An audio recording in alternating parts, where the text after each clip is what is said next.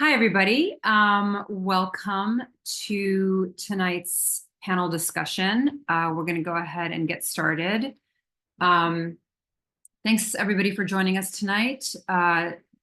We are holding a political discussion tonight called DSA Crashes the Party, DSA's Response to the Democratic National Convention. My name is Walida. I am a member of Chicago DSA, and I will be hosting tonight's panel. So thank you for everyone for joining us, and thank you to the panelists for being here. Okay, so DSA is proud to be one of the organizers and coalition partners for the March on the DNC Coalition. And we're excited to talk tonight about some important things around DSA's actions this week and our political programming this year for this election year and beyond, and hopefully contextualize both the organization and our politics around this election year. So just to briefly go over the agenda, we're going to have some discussions on who we are, a little history about the DNC here in Chicago, why we're marching on the DNC, DSA's involvement with Not Another Bomb and the labor organizing around it, our political program or national political program called Workers Deserve More, and why you should consider joining. And each segment will be between 10 to 15 minutes, give or take, and we will wrap up with some Q&A at the end. The chat is closed to general conversation. However, you can pose your questions in the chat for the panelists throughout the evening.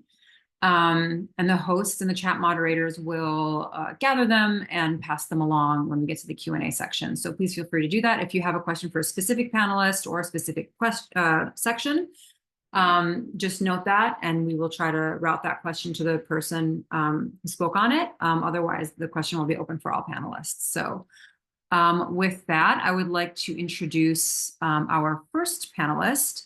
Ashiq Siddiq is the national co-chair of the Democratic Socialists of America. Ashiq, take it away.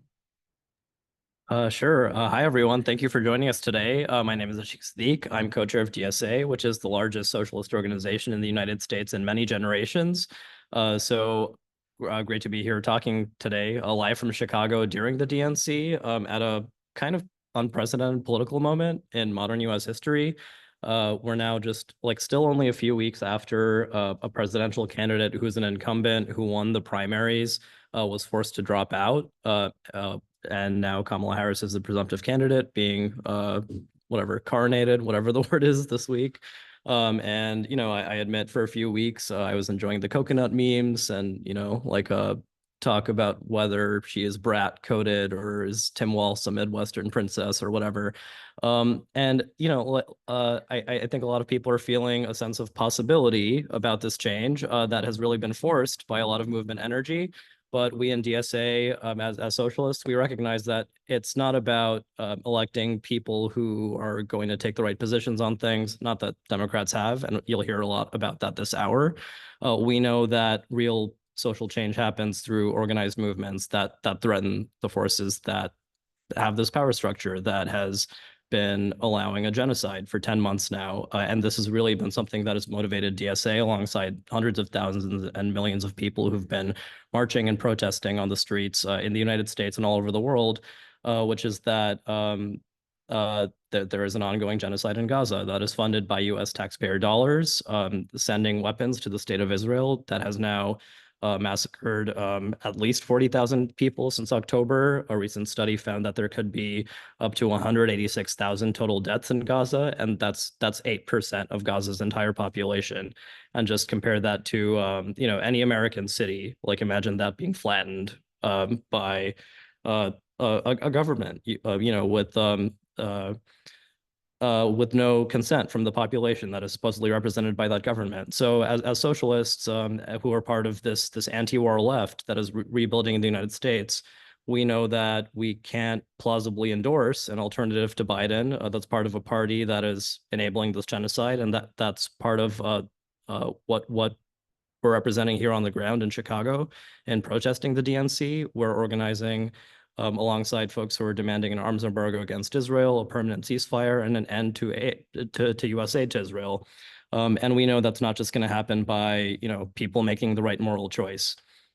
So you'll hear a lot this hour about what DSA is doing as an organization during this election, but just to say a little bit about what DSA is, elections are a moment where a lot of people, a lot of workers, working class people are paying attention to politics in a way that most people don't. It's not a normal thing to, spend all your time thinking about things that you don't feel like you have any opportunity to affect or change. Um, but we really want to let people know that in this election, your technical choices are between Democrats and Republicans, but you have another choice, which is to fight back. You can join a working class movement that can take on the far right, the rise of fascism in the United States and around the world. And you can also build an alternative to the centrist status quo Democrats that enable all this. So what is DSA? Like, we're not just, we're protesting, we're organizing with social movements, but we believe in building an alternative through organization. So what is the DSA difference? Like, this is something we talk about a lot. We believe we can build our own institutional power to challenge the power of capitalists, and we can do it from the bottom up in our workplaces, in our neighborhoods, and in elected office as part of our own independent collective organization. And we organize a lot of different kinds of campaigns, but we really don't organize around anything as a single issue. We see everything as interconnected. We don't live in a single issue world, and we see the root of all the problems in our society as capitalism, which infects our entire political system. So electoral politics is a core part of what we do, but we really believe that we're only as effective as we are because our engagement in electoral politics is deeply intertwined with all the other ways our members can organize that we build together. So a core part of that is organized labor. You'll hear about that from folks on this call today. We believe as socialists that a backbone, like the backbone of strong social movements that can win, is organized workers. Nothing is as strong as workers who organize to realize that our self-interest is aligned with oppressed people all over the world. And using the collective power that we build in our workplaces to organize not just to win demands in our own workplaces, but to expand our consciousness and solidarity with people throughout our society and all over the world. So just as an example of what that looks like in the United States, since the New Deal and the Civil Rights era and the environmental movement, like all these major things that workers in the United States won for decades through the mid 20th century, that happened because workers were extremely organized and powerful enough to threaten the forces of capital. And then there was a big retreat since the 1970s because unions were weakened. There are a lot of reasons for that. But it's been many decades in the United States since labor unions stood up against war and for internationalism. But just in the past few months, as an example, 7 major labor unions, including United Auto Workers, flight attendants, SEIU, postal workers, electrical workers, and the Painters Union, have called on the Biden administration to halt all military aid to Israel and demand an arms embargo beyond just a permanent ceasefire, which they also called 4 months ago, which was a huge breakthrough. And that happened. These unions representing hundreds of thousands of workers were able to demand this because people organized within their unions to reform their unions from the inside. And DSA members were part of that fight. We have a long-term theory of change that has at the core getting organized workers to demand things to get the social change that we want. So this is a huge intervention, and it's possible because people put in that work to organize over time. So UAW, as an example, they organized to win major contract fights last year against the big 3 auto companies. And on the strength of those wins, they were able to demand more and more to the point where they can make these internationalist demands. And Sean Fain, who's now the head of UAW, is talking about a general strike in 2028 as a major thing to organize around. So we're not just talking about, endorsing a candidate in a presidential election. We're talking now about organizing to change how millions of workers potentially could be organizing like 4 years from now. So that's a big change in, people's sense of possibility, and it's happening because of the kinds of organizing that we're serious about doing. So it's that kind of power that allows our socialist electeds in office to stand up for the people, no matter how the powers that be try to silence them. So that's what empowers people like Rashida Tlaib in Congress as a Palestinian woman from Detroit to stand up and say, from the river to the sea, Palestine will be free. And she's been censured for saying that in Congress, but it kind of doesn't matter because she has a very strong base of people in her district and across the country who support her. And who will stand with her, the way she stands up for Palestinian people, the way she stands up for workers, the way she stands up for, people whose water has been poisoned. This is possible because of what we build as an alternative.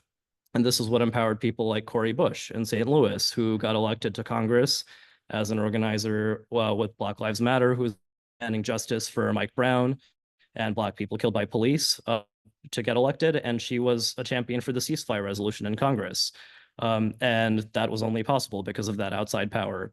And the powers that be recognized that. AIPAC, the Israel lobby, spent $19 million to defeat her in the primary last month. And that's a big blow to the movements and what we're trying to do. But they had to spend that much money to do it, and they only won by 6 points.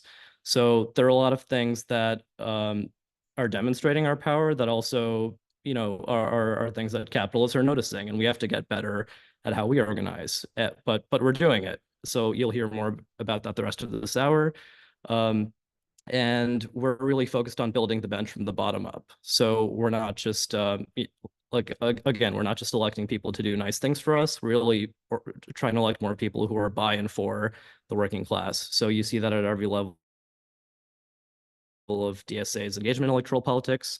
Another example is here in Chicago, Alderman Byron Sigcho Lopez he has a long record of activism and organizing, and he also faced censure in city council because he showed up at protests with for Palestine. So people in power recognize what a threat we are, but if we organize powerfully enough from the bottom up, it doesn't matter what they throw at us because we can take it and we can keep organizing more and more people into it. So I'll just close out by saying a little bit about what we're organizing for here in Chicago. So DSA was one of the organizations that really threw down for the Uncommitted campaign to organize hundreds of thousands of voters across the country to register their dissent from this ongoing genocide. And the Uncommitted movement has been organizing the Not Another Bomb mobilization for an arms embargo against Israel. So that's what you see behind me. I'm here in their office that they've rented for the week. So there's a lot of great stuff happening on the ground and outside the Democratic National Convention to make this a core demand, regardless of what happens at the DNC, regardless of what happens toward the election, to make sure that whoever gets elected, they have to see that there are hundreds of thousands and millions of people who are not just going to be complacent. Like this is a time when we're building the organizations outside that can't be ignored. So join DSA if you're not already a member. And yeah, thanks for joining us here. Thank you so much for that, Ashik. Next up, we are going to hear about the DNC, a little bit of history about it, and why DSA is crushing the party. For this section, we have two speakers. We have first Elena Gormley. She is a social worker and one of the co-chairs of Chicago DSA. She also serves on the steering committee of the chapter's Crash the Party DNC campaign. And Sean Duffy will also be presenting, and they are also the other co-chair of Chicago DSA. So Elena, I will pass it on to you. Thank you so much, comrade. As mentioned, my name is Elena. I am a social worker and one of the chapter co-chairs at Chicago DSA. We are the largest socialist organization in the Chicago metro area, and we have been organizing around crashing the party here at the DNC. Tentatively, we'd started discussing this the day Chicago was announced, and we have been organizing through a working group and a priority campaign since last fall and this spring. So we are going to be talking a little bit about history. Chicago has been the most popular host for these party conventions. And what we're looking at this week did not fall out of a coconut tree. It exists in the context of everything that came before it. And the context gets pretty intense. So of course, I think a lot of people look at the 1968 convention, where anti-war protesters, both on the convention floor and outside of it, faced an enormous amount of state violence. There were literal fistfights on the convention floor. Police were completely unleashed on predominantly young high school and college students, really demanding the whole world is watching because they were afraid that they were going to get killed by the cops. And of course, that legacy had a lot of political implications around the candidacy of George McGovern and the ascent of Richard Nixon with a very hardcore law and order platform. But that was not the most recent time that Chicago has hosted the DNC. The most recent time was 1996, which was essentially a sort of feting of Bill Clinton as the incumbent candidate. Was really centered on the prosperity of the 90s and the Clinton administration. We know that that Bill Clinton, through triangulation, passed some absolutely horrific austerity policies, particularly around, air quotes, welfare reform that really negatively hurt working people and poor people across the United States. But it was considered a success because there was not very overt state violence. Richard M. Daley saw this as a way to move past the legacy of his father, Richard J. Daley. And he invested a lot in he was not a socialist, but he invested in a lot of what we would consider sewer socialism. He used the convention to get a lot of funding in order to improve city infrastructure, to improve transit, to improve the sewers, to literally plant new plants all across houses on the near west side by the United Center. There was protests, but they were not very unified, and there was a lot of police, and there was a lot of surveillance. What happened with 1996 is we kind of saw a predecessor to how police would respond to World Trade Organization protests in Seattle in 1999, and how the police would respond to Occupy Wall Street or during the NATO conference here in Chicago in 2012, which did lead to the arrest and the trial of what's known as the NATO 3, who were basically entrapped by undercover officers and charged with terrorism. So all of that sort of global war on terror law enforcement complex that we see at these large events was really rooted in 1996. Again, we're building off the context that comes before us. The other sort of thing is Richard M. Daley used the 1996 convention to really advance sort of urban renewal along the West Loop and the near West Side. There was a very forcible displacement of unhoused people, a lot of effort around gentrifying what was historically a very working class neighborhood. And what this means is that if you are here visiting in Chicago, you're going to notice that around sort of the near West Side where the convention is, it's where all the union halls are. But those union workers cannot afford West Loop rent anymore. So that's thinking about how all of these, there was a lot of pernicious after effects of 1996 that sometimes go unnoticed, but they've certainly been felt here in Chicago. And we are seeing some of that here. There's a massive police presence here currently, really impacting working people's ability to get to and from work, drop off their children to childcare, run basic errands. That's really disproportionately impacting working class people. And we have been also seeing a really aggressive displacement of unhoused residents, people being forced out of tent encampments into shelters, and then people in shelters getting kicked out of the shelters to make room. And this is, of course, also all happening under a progressive mayor. So I think that there's going to be some political implications around the convention this year that we're going to have to really consider and analyze as socialists. As mentioned, we do have 6 endorsed socialists in office in our city council. We have an endorsed socialist in office on the Cook County Commission. And as was mentioned, we have in the run-up, we have seen some rather awful Red Scare targeting of our local socialists. The most egregious one was, as mentioned, Comrade Byron Sigcho Lopez, representing the 25th Ward in Pilsen, not too far from the United Center, facing a censure attempt because he supported really basic things like free speech, the right to protest, and Palestine, which socialists have been leading on for more than 100 years.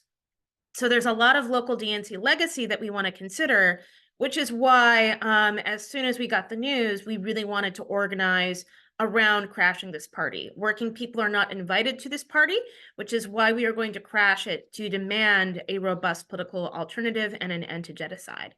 And on that note, I will turn it over to my fellow comrade co-chair, Sean Duffy. Thanks, Elena. I'm calling in from an undisclosed location here in Chicago. If you see anything going on in the background, please ignore it. As Elena mentioned, our sort of slogan for our DNC campaign here in Chicago has been to crash the party and crash the DNC. What does it mean to crash a party? I don't know if any of you have ever had the experience of not being invited to a party, but there's really two things you can do. You can stay home alone and think poorly about yourself, or you can show up and crash the party and make life hell for the host. Democrats in Chicago and the DNC would love it if everyone here in Chicago stayed home, ignore the fact that our entire city is being maneuvered around to welcome the Democrats, to turn on CNN or whatever channel is playing the DNC. I don't know, I haven't been watching it, and to just cheer on the Democrats from our couches and not take notice the fact that none of us, 99% of working class people here in Chicago, were invited to the convention. None of us have a role to play or a voice in the Democratic Party. And whether the nominee was Bernie Sanders or someone else, whether it was the Republican convention or the Democrat convention, anyone who's lived in a major city during a major event, whether it's a national political convention or the Olympics, or as we've suffered through 2 years in a row here in Chicago, NASCAR, it sucks. If you live in the city, your entire routine gets fucked up by the changing of public transit, by the street closures. As Elena mentioned earlier, we've really seen the really horrific clearing, violent clearing of encampments of unhoused folks who are some of our most vulnerable residents who are just trying to have a place for shelter, and those have been closed for safety reasons. It's really insulting, I think, to working class people here in Chicago that our state and city governments are prioritizing welcoming Democrats so they can have their little convention here in Chicago, rather than building a city that works for all of us, that takes care of the needs of the unhoused folks, of the most vulnerable people among us. And I think another reason we're here to crash the party is because we want to make our voices heard. The unfortunate thing about political parties in the United States in 2024 is they're extremely Byzantine. We have very little voice in shaping politics as we know it through the traditional political system. In a traditional political convention, delegates could come and gather and make decisions, debate, and adopt a party platform and nominate a candidate. DSA takes democracy very seriously, which is why if you've ever been to one of our national conventions, it's full of rigorous debate and voting. The Democratic National Convention, not unlike the Republican National Convention, is a big commercial. It is 4 days of Democrats cheering themselves on, patting themselves on the back. And if you're a minority in the party, if you're a dissident voice, good luck having any coverage whatsoever. We want actual democracy in all of our lives, from our workplaces to our political system. And so we're also crashing the party because we, as working class people, want a voice in politics. And neither the Democratic Party or the Republican Party are giving us that voice right now. And as has been mentioned already, the number one reason why we are crashing the party and crashing the DNC is because of the horrific ongoing genocide in Gaza that is being funded by our tax dollars and that has been led in support by President Biden with very little dissent from Vice President Harris and from most Democratic Party politicians, aside from a notable few that have been mentioned earlier, especially Rashida Tlaib from Detroit. It is unconscionable that our tax dollars are being used to fund war crimes, and if for no other reason, we're showing up to crash the party because we do not want to be complicit in the genocide that is happening, and we are calling on Vice President Harris and all Democrats with power to immediately end U.S. aid to Israel, to fund people, not wars, and for a complete and total arms embargo on Israel. We also would love to see the Democrats adopt any sort of working class agenda. Kamala Harris has already ditched Medicare for all, single-payer healthcare, which is something she committed to somewhat when she ran for president in 2020. We'd also love her to actually take decarbonization of our economy seriously, which we've yet to see from her for the rest of the Democrats. We know that we can't leave it up to politicians to change the world.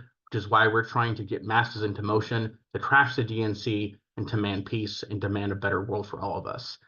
Here in Chicago, we've spent the last couple of months going out and trying to spread the word about the March on the DNC. We passed out about 6,000 of these palm cards and had hundreds of conversations with working class people about why they need to march on the DNC and the power they can have through mass demonstrations and mass peaceful action. And finally, again, the reason why we're marching on the DNC is because we're tired of a two-party political system where our voices don't matter and where the capitalist class has two parties and workers have none. We know that we can't just declare ourselves a new party tomorrow. We need to build a foundation for that by building mass working class organizations through DSA, through the labor movement, and through social movements. But we know that to get there, we need to have an oppositional approach to both the Democrats and the Republicans, which is why DSA marched on the Republican National Convention in Milwaukee last month, and why we're marching on the DNC this month here in Chicago. So if you didn't have a chance to make it to the march on the DNC on Monday, join us for the last major demonstration, which will be Thursday at 5 o'clock here in Chicago at Union Park. It's going to be a great time. We'll have thousands out in the streets demanding a just peace in Gaza, and I hope we'll come out and make Democrats' lives hell, because they deserve that. Indeed. Okay, thank you, Elena and Sean. Next, we're going to talk about the Not Another Bomb campaign and the labor organizing that's happening around it. For this section, we will have Ryan Andrews. Ryan is the co-chair of the DSA National Labor Commission and also a rank and file member of United Teachers in Los Angeles.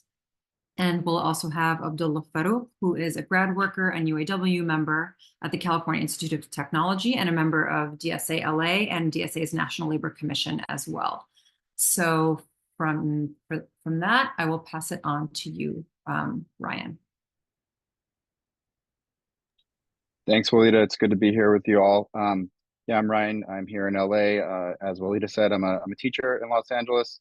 So I want to speak a little bit to the fact that, this money that's going towards slaughtering Palestinian children and women and men and families, it should be spent on funding our schools. It should be spent on housing my students and their families. In LA, 80% of our students are living below the poverty line. 80% of our students are people of color, and 15,000 students were unhoused last year. That was a 19% increase from the year before. We're probably going to see that keep rising. And so being part of a militant union like United Teachers Los Angeles, it gives us a sense of what's possible when we use our collective power through a union that is reformed to be a democratic and militant union. And we heard from one of our officers who was part of that transformation, Gloria Martinez, as well as a number of other speakers on a call that we put together very quickly on Sunday. So if anybody was not able to make that call, I believe Francis has a link. Yes, putting it in the chat for you all. Please do watch that. It's worth the hour of your time. We heard from amazing labor leaders who have been doing this work, building their unions, building the labor movement, which, as Ashik had alluded to, that's the only way that any of these bigger picture things have been possible. And so in UTLA, we bargained for the common good. The first thing we reached in our contract negotiations last time around when we were bargaining for our contract was a memorandum of understanding with the district, Los Angeles Unified School District, around converting unused LAUSD properties into public into social housing, housing for our students and their families.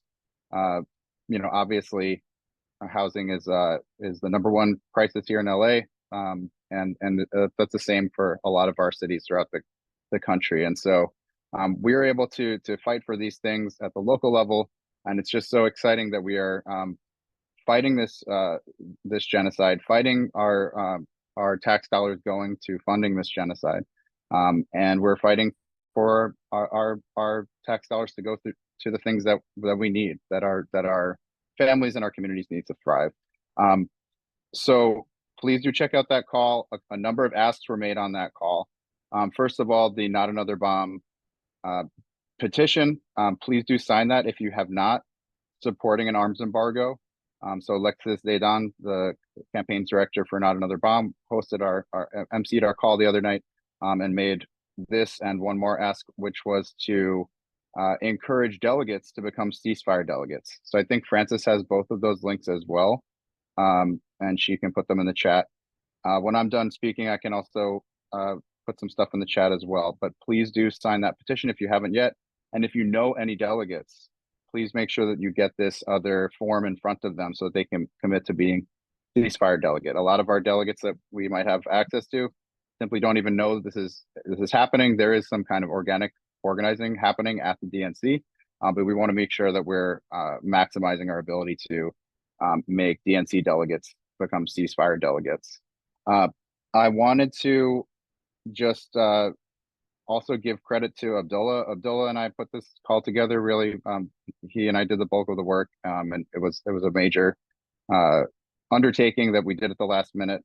So I want to give a shout out to him, and I'm going to introduce him to speak to the amazing work that he's been doing, including with the folks that we organized this call with the other night. So I'm going to pass it over to Abdullah.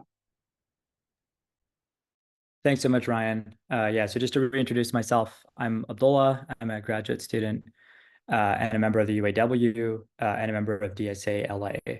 I also, before we get going, I want to give a special shout out to Amanda, who is our amazing NLC staffer who worked really hard with Ryan and I to put that call together.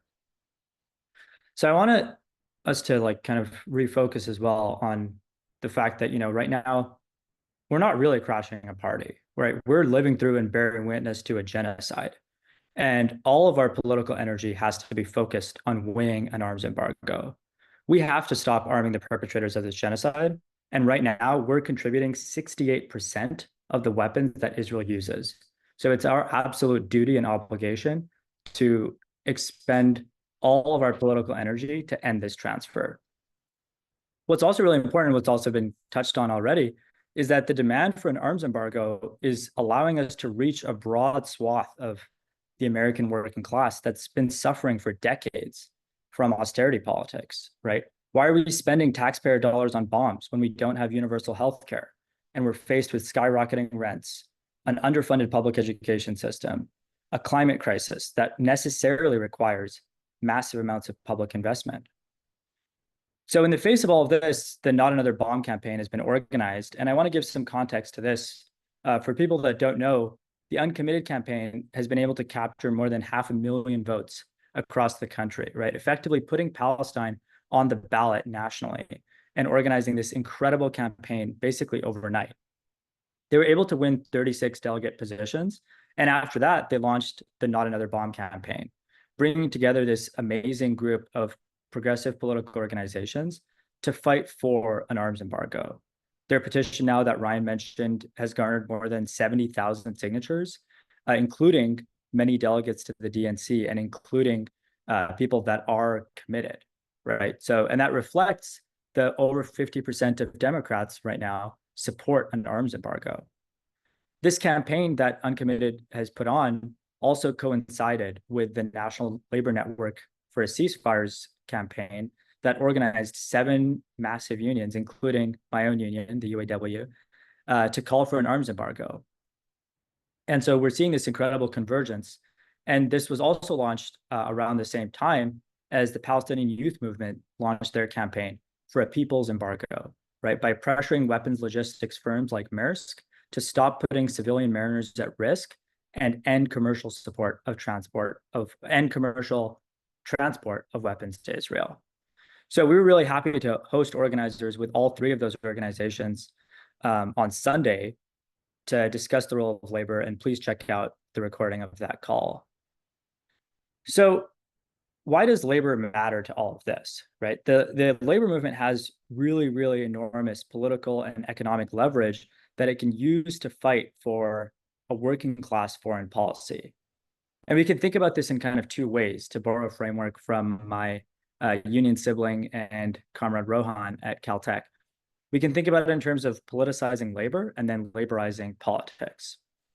So we have to keep politicizing labor, right? And we've seen this incredible amount of involvement from labor on this political demand for a ceasefire, and now this political demand for an arms embargo. And more union members than ever at the level of the rank and file, at the level of staff, at the level of leaders are being engaged in this. And so we need to continue to keep pushing this demand, right? Whether it's through the rank and file strategy, whether it's through one-on-one bridge building with our organizations and our unions, and big coordinated efforts like the National Labor Network for a ceasefire, and continuously activate more and more of our members. We also need to laborize politics, right? So unions already play a really key role in politics, but they often don't assert their own political positions on issues like an arms embargo as a unified labor movement. So the call for an arms embargo and the kind of amazing organizing that Uncommitted has been leading of many of our delegates, many of whom are union members, are just really amazing examples of what a left-led labor movement that's united on these political positions can accomplish. And so we really have to think about how we push this forward and how do we continue bridging labor's political organizing with the Uncommitted coalition until we can end weapons to Israel, not just in this moment, but for the long haul. So before I finish, I also want to make a quick plug to donate to the Uncommitted campaign, which is continuing to organize at the DNC. And that's really hard work that they're doing. And so if you could donate, I think Francis will be dropping the link for that donation in the chat. I also want to just say that, like, I think at this moment, it's really possible for us to fall into nihilism. And it feels like the power of this militarism is kind of inescapable. And I want to end with a quote from Walid Daqqa, the longest serving Palestinian prisoner who passed away in prison a few months ago. He says, from within prison, "It's hard to be optimistic and believe in life when there is so much destruction and death in our region. But the refusal of death is a fragile faith in life. And fragile faith is preferable to surrender. This heretical faith is strong and penetrates every wall and crosses every barrier because it cannot be categorized. This heretical belief is the new religion that grows out of revulsion at destruction and ruin, and out of a strong desire to live. Heretical faith is spreading and is carried by Arab and Jewish mothers and parents as a prayer that their children will be the last victims." Thank you.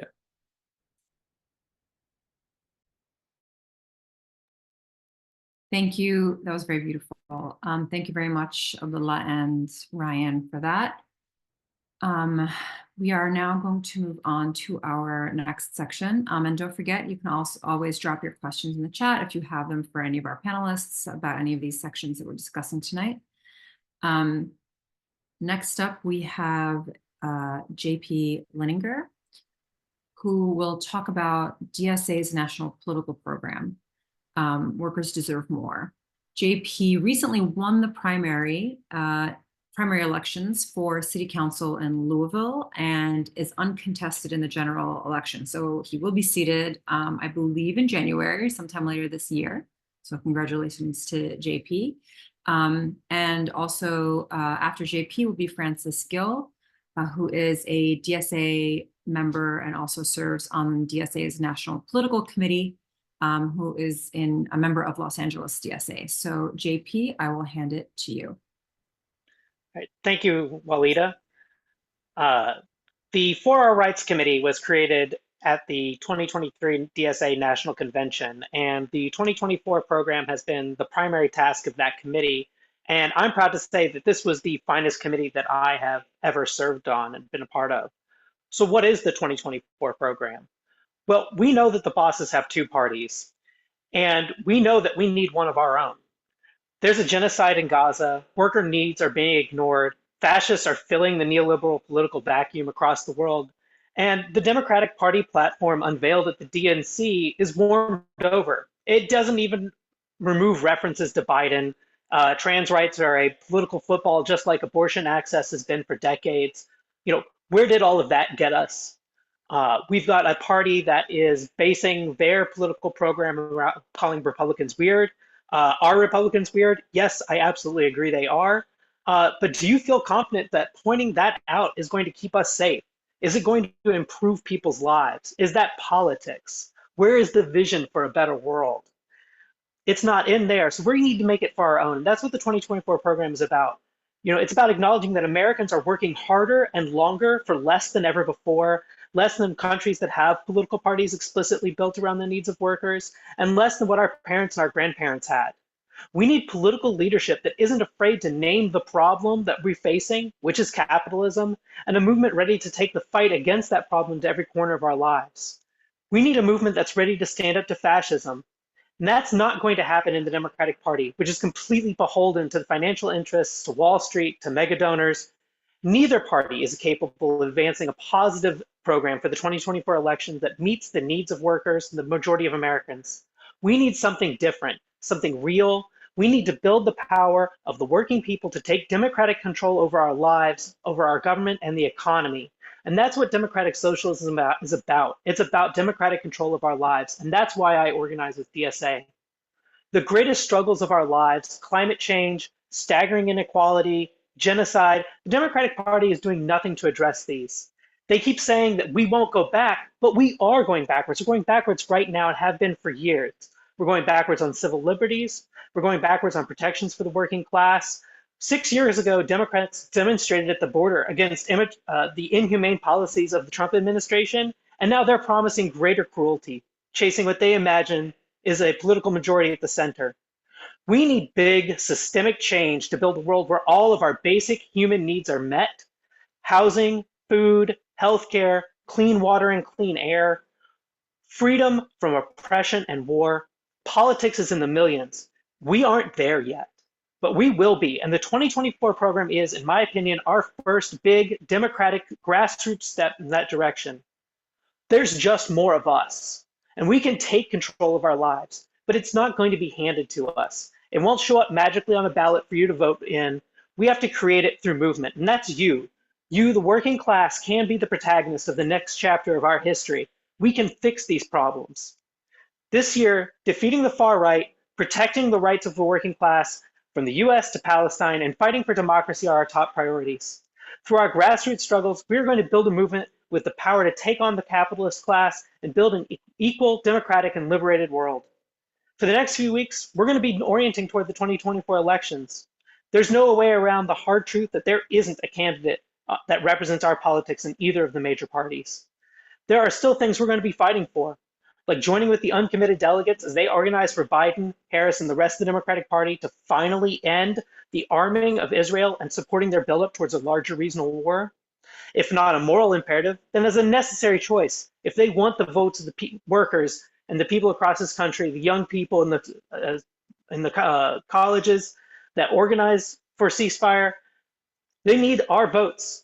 And so we're going to tell them, if you want our votes, genocide is a red line. We're going to be standing with workers as we continue to rebuild a militant labor movement in this country, taking on the bosses at Starbucks, Stellantis, at Tesla. We're going to be talking to our family and our friends, our classmates and our coworkers about how begging for unelected elites for bodily autonomy was always built on a foundation of sand, and only our collective power can save us. We need you for all of this. The 2024 program for DSA is a roadmap to get us there. So what is in the 2024 program? We're talking about building a thriving working class communities. We're talking about Medicare for all.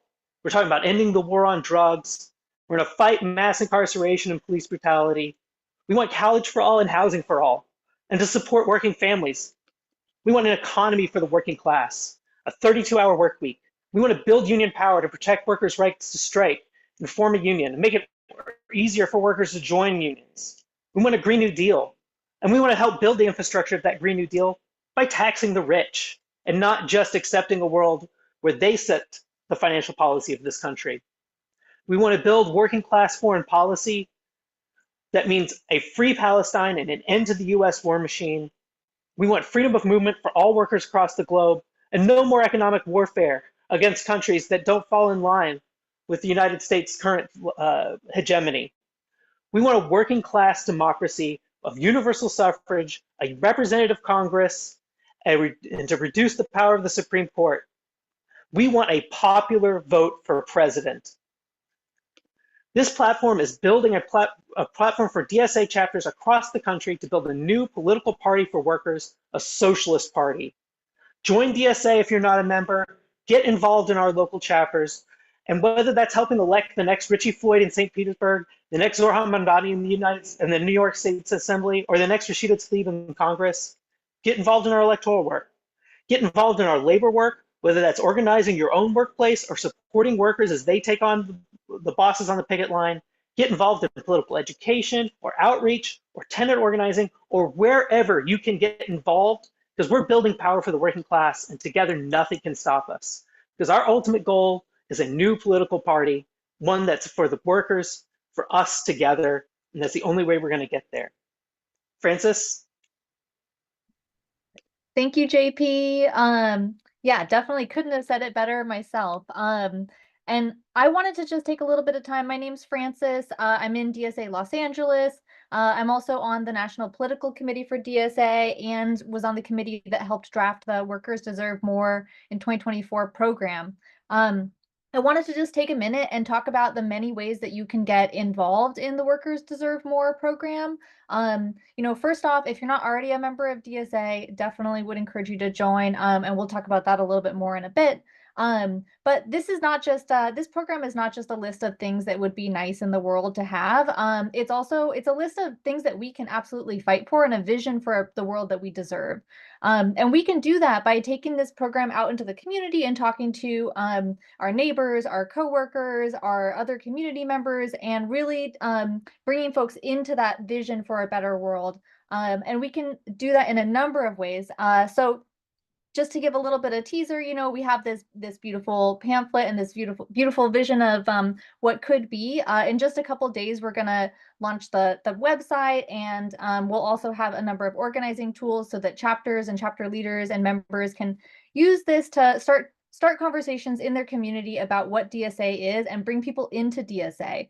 So we really want to be using this as a way to bring people into the movement and bring people into the organization. Ashik talked earlier about we have to build that political alternatives through organization, through working class institutions. And that means, bringing people into DSA and bringing them into the work. So this year is an election year. People are paying attention to politics more than they are any other time in the election cycle.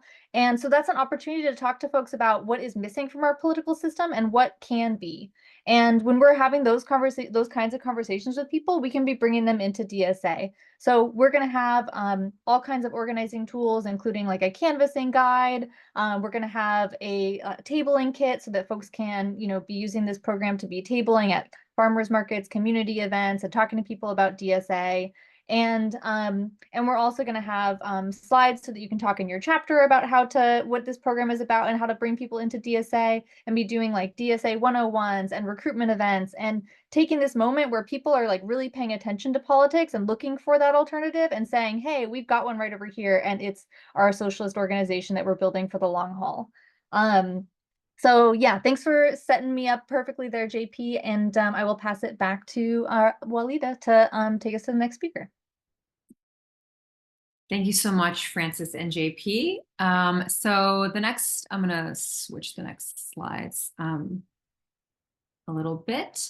I'm going to now go to Why Join DSA with Megan Romer. Megan is the other national co-chair of DSA, along with Ashik, who we heard speak first.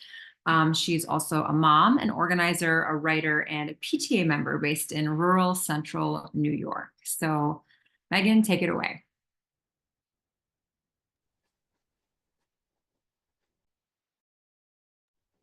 There we go. Yes, I dual card with the PTA and also DSA.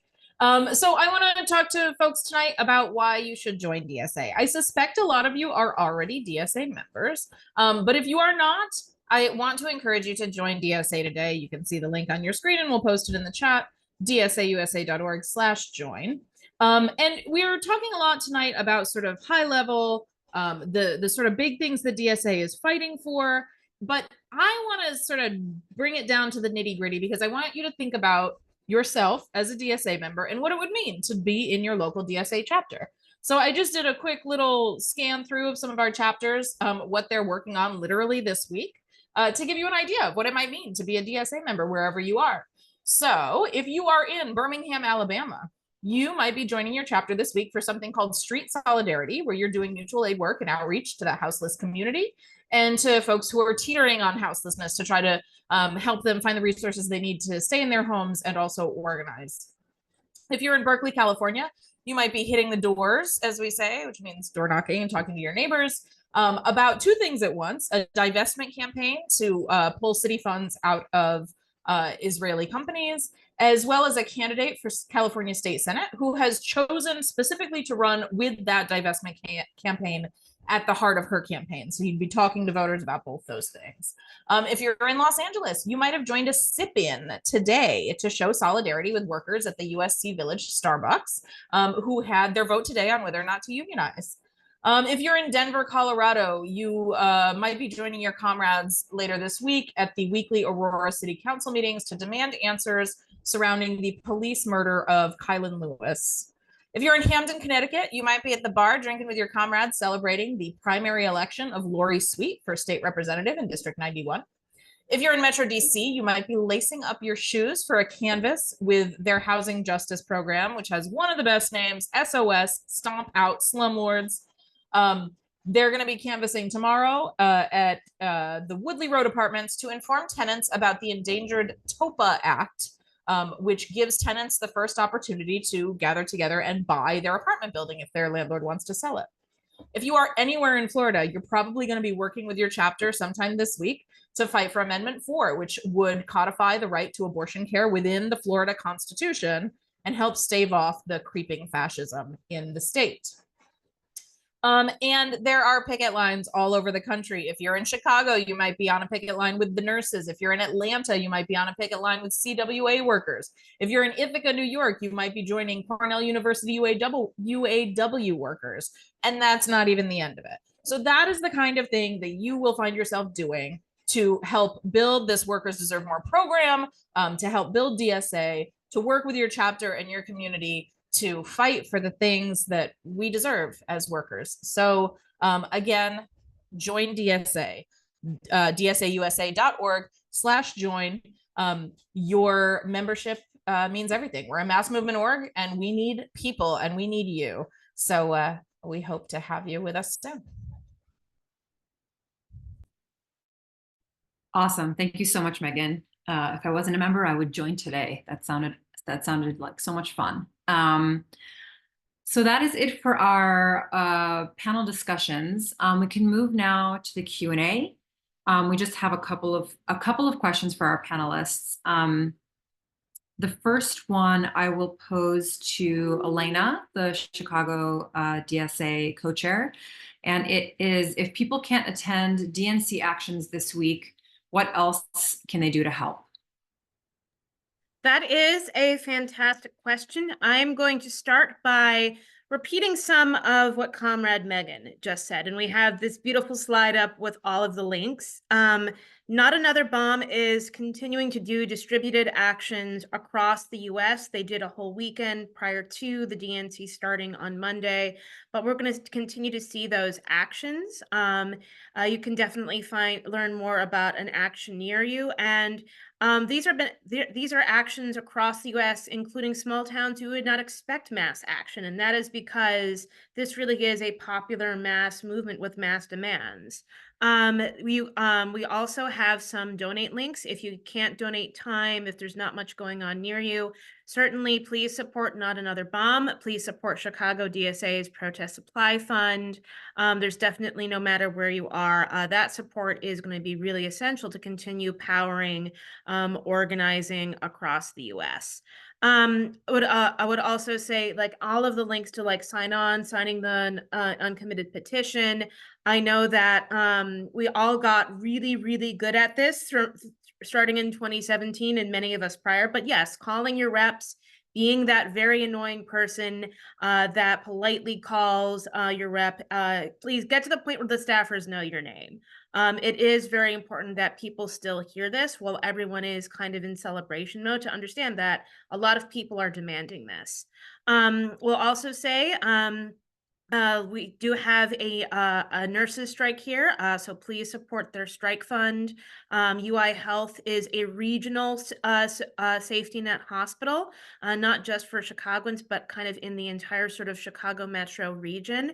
So please go and support those striking nurses, and really learn how to talk about your politics at work, at socials. I'm sure that did you see X, Y, and Z is coming up in the water cooler discussions or in the break rooms? Find ways to articulate your perspective in those conversations. That might be a conversation around, well, the favorite person I listened to last night was AOC and Sean Fain, and maybe explain why. Maybe that can lead to a conversation about your working conditions. Talk to people, talk to people you're seeing at bars or restaurants, wherever you're socializing. Start to really have those conversations. If people have questions about, what your approach is going to be for the 2024 election, talk about Workers Deserve More and the For Our Rights campaign. I think that's a really important aspect. I think sometimes we can self-select and only talk to the people we, who've already politicized. But I think, considering, the late Jean McAlevey, we have to really spend most of our time talking to the people who aren't politicized or are starting to get there. And those kind of conversations just within your social circles, your workplaces, your bridge club, your PTA, those are really, really essential to really start to advance those politics. So you can definitely do that in person, online, wherever you are.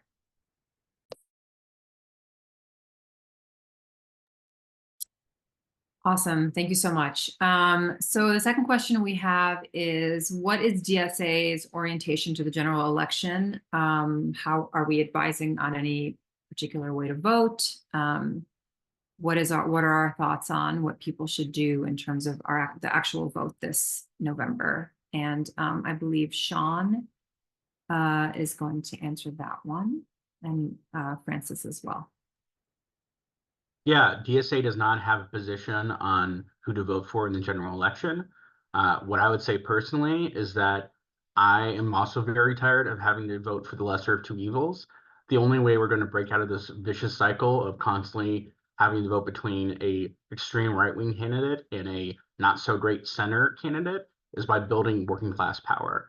So if you are not thrilled about your options in November, join DSA, build the labor movement, build social movements, because that's the only way we're going to change things. Voting is important. You should go and vote, but the voting is in many ways the least that you can do. Build political power. That's what's going to change it, so that in the future, we're going to actually have a real socialist candidate who can actually win a general election. Yeah, Sean covered it 100%. The thing I was just going to say is, like, at the end of the day, DSA is not going to endorse Kamala. We're not going to endorse Trump, obviously. And the decision that you make on election day is really like between you and God, not between you and DSA. But no matter what you do, like Sean said, the tiniest thing is that vote that you cast on election day. And maybe that's like the tiniest thing you do, but what you definitely need to do is be a member of a working class organization like DSA, be out there fighting for socialist candidates to win office. We have candidates who are going to be on the ballot in November in all across the country, including in swing states. We have a socialist who's running for office in Georgia, going to be on the ballot. Two socialists who are running for office in Georgia that are going to be on the ballot. And get involved in your union, just be a part of organization, be a part of working class organization. And that's the most important takeaway any year, and especially in an election year. Awesome. Thank you both so much. Those were pretty much the only questions we got. So I just want to thank everybody for joining us today. I want to thank all the panelists. And again, join DSA. Grab those links in the chat before you log off, before you head out tonight, so you have them all. Again, thanks everybody for joining, and hopefully we'll see you in the organization in DSA. Good night, everybody.